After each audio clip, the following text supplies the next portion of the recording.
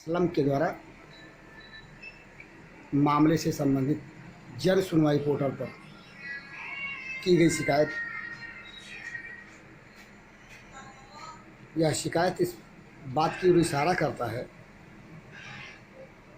कि जनपद सिद्धार्थनगर के शोहरतगढ़ तहसील में भूमाफिया जिम्मेदारों के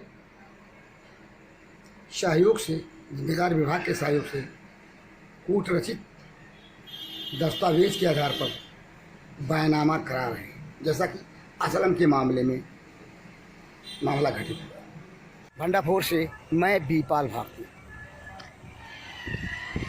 सरकार केंद्र की हो या राज्य की, भूमाफियाओं के खिलाफ सख्ती से निपटने के दावे भले ही क्यों न करे, भूमाफिया साजिशकर्ता, ज़मीन के साथ षड्यंत्र रचाने वाले लोग हैं कि वे अपनी हरकत से बाज नहीं आ रहे। कथित रूप से भूमाफिया के द्वारा ज़मीन का बयानामा करा लेने और जिस व्यक्ति के नाम की ज़मीन थी उसे पता नहीं चलने के मामले की पड़ताल करने भंडाफोर पहुंचा है।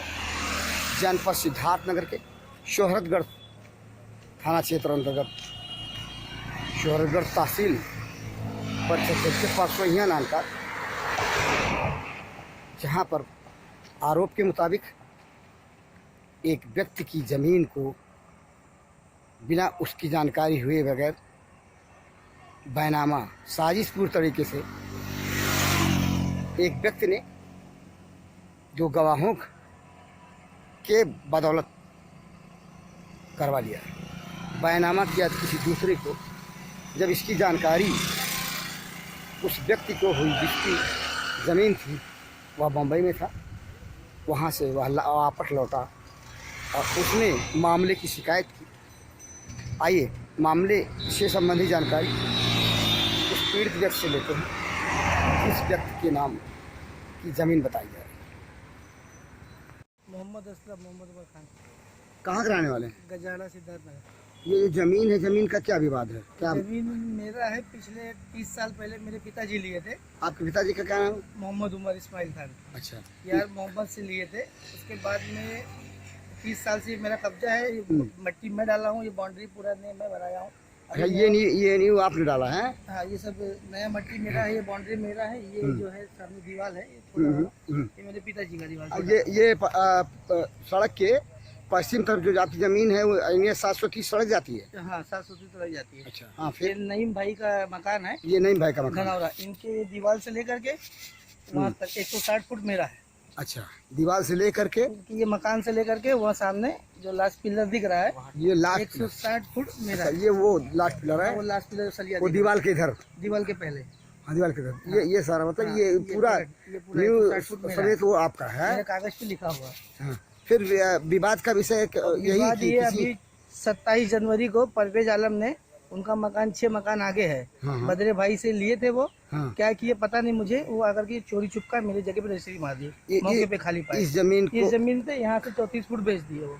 ये दीवार से 34 फुट, यहाँ से 34 फुट, इस दीवार से 34.5 फुट बेच दिए। अच्छा, ये जहाँ हम खड़े हैं वो यहीं पे आ रहा है 34 फुट। हाँ, यही पेड़ है। पेड़ से पेड़ के बस ईंटा रखा हुआ है ना, 10 फुट का डाला है। हाँ, 20-30, हाँ।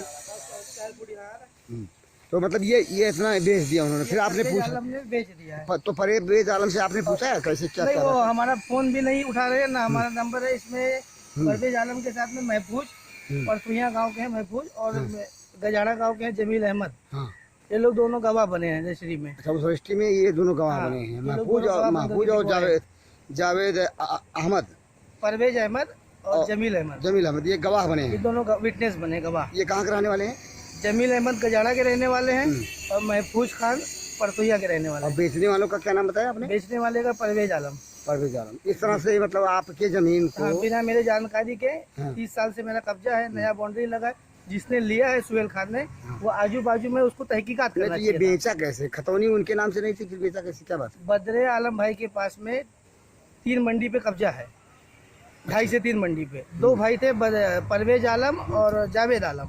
तो परवेज आलम ने अपना जब हिस्सा दिया तो बद्रे भाई ने नहीं लिखाया उनसे, अच्छा। खाली पैसा देके कब्जा मान लिया। तो उनके पास खेतौनी रह गया उनके नाम पे, तो वो फर्जी उधर का खेतौनी इधर दिखा करके, यही प्लाट एक ही है पूरा, अच्छा प्लाट एक ही है, उसी को प्लाट दिखा एक के ही इधर बस- का उधर करके हाँ, उन्होंने इधर खाली पाया बस हाँ। इधर ही बेच दिया। इस तरह से खाली जमीन को बेच दिया। हाँ, खाली नहीं है, बाकायदा बाउंड्री लगा हुआ है सब। मैंने इधर गैप है, हाँ, इधर गए दीवार थे नहीं तो- है, इस नाते उसी का हाँ, इस पे मेरा 30 साल से कब्जा है। खाली जमीन होने का नाजायज फायदा उठाया नाजायज फायदा उठाया। और मिसगाइड करके उन्होंने बेनामा करा दिया। मिसगाइड करके बैनामा करा दिया। आपको जब जानकारी हुई तो आपने क्या किया? मुझे जब जानकारी हुई तो मैं मुंबई से आया, उसके बाद में मैं जब से तहसील थाने पे दौड़ रहा हूँ, FIR भी करवाया लेकिन कुछ हुआ नहीं। FIR के बहाने वो लोग आकर के जान की धमकी दे रहे, मानने की बम्बई से धमकी वो दे रहा। जमील अहमद से बम्बई में बैठा है और महफूज जमील अहमद मुंबई में क्या करता है? इस वक्त बम्बई में गए हैं, अपना किडनी का कुछ तकलीफ है उनको, अच्छा। ऑपरेशन कराने गए हैं वो। तो आप अपने किडनी की इलाज कराते हुए धमकी दे रहे हैं? हाँ, वहाँ से मतलब धमकी दिलवा रहे हैं। यहाँ पे महफूज आलम है, वो 4 गुंडा ला करके मेरे को धमकी दे रहे। कल से ईटा भी देखो उन्हीं ने ला के गिराया है जबरदस्ती। ये ईट? हाँ, ये ईट भी उन्होंने जबरदस्ती ला के गिराया। कल से हम बनाएंगे, जिसको जो उखाड़ना है हमको धमकी देके गए। अच्छा, ये कह रहे हैं ईट गिराया है उन्होंने कि हम बनाएंगे, हम बनाएंगे कल से। ऐसा ऐसा हाँ, धमकी 2 दे दिन रहे पहले हैं? गिराया है ये ईट। अच्छा, और उसके बाद आपके आपके उस पर अभी कोई कार्रवाई नहीं हुई? नहीं, अभी तक की कोई कार्रवाई नहीं हुआ है।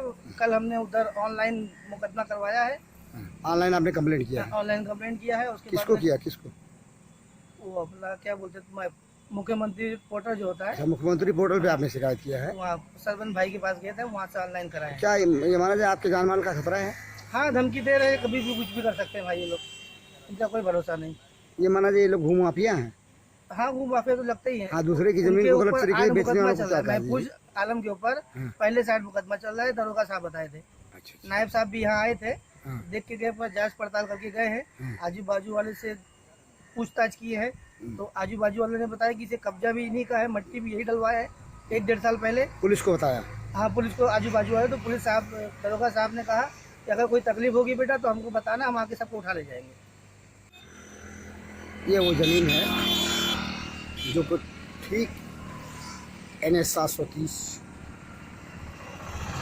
बढ़नी से शोहरतगढ़ होते हुए सिद्धार्थनगर मुख्यालय को जाने वाली सड़क के ठीक पूरब तरफ ये जमीन, जिसकी पड़ताल करने हम आए हैं और मामले से संबंधित जो विवाद है,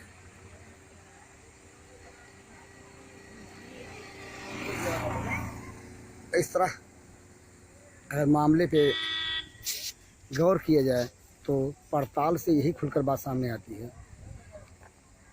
कि कथित रूप से भूमाफिया लोगों की ज़मीन को कूटरचित दस्तावेज के आधार पे किसी और को बैनामा करने को जनपद सिद्धार्थ नगर के शोहरतगढ़ तहसील में सक्रिय है।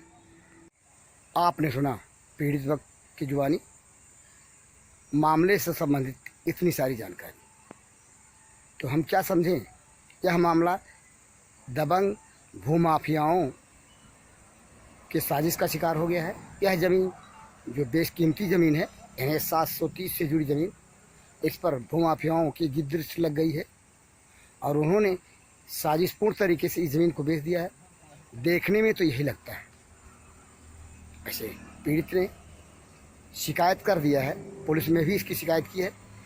और देखना यह है कि पुलिस जांच में वास्तविक तथ्य क्या पाती है और जो भी इस प्रकरण में दोषी पाए जाते हैं उनके खिलाफ विधि विरुद्ध कार्रवाई कब तक करते हैं। पीड़ित को जिन लोगों ने इसमें साजिश किया है और साजिशपूर्ण तरीके से बैनामा किया है, इस बात का इंतज़ार है कि उसे अपनी ज़मीन वापस मिले और जो दोषी हैं उनको खिलाफ कार्रवाई की जाए।